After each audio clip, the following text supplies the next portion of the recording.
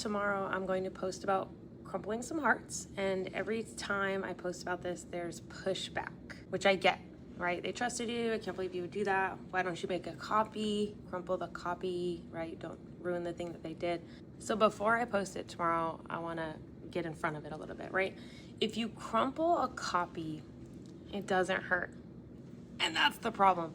My students spend 2 days, maybe 3 days on these hearts. They fill it with everything they love. It's important to them.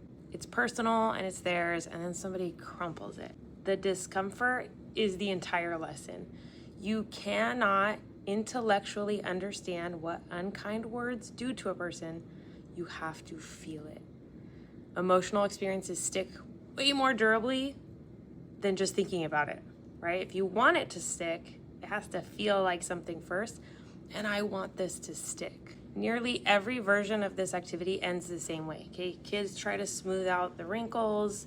You can't. And the teacher might say, see, what's done is done. You cannot take back those words. But I want you to think about what that teaches the kid who was unkind, right? They're done. Their repair is pointless. What they broke is permanent. Nothing you can do about it. And that's not a kindness lesson. That's a shame lesson. And there is a difference between guilt and shame, right? Guilt says, I did something bad, I need to fix it. Shame says, I am bad and there's nothing I can do about it, so I'm gonna go ahead and keep causing harm. I'm not saying skip the wrinkle part at all. We need that part. I just don't want it to stop there, because if it stops there, the activity does more harm than good, right? We need to talk about what a real apology sounds like.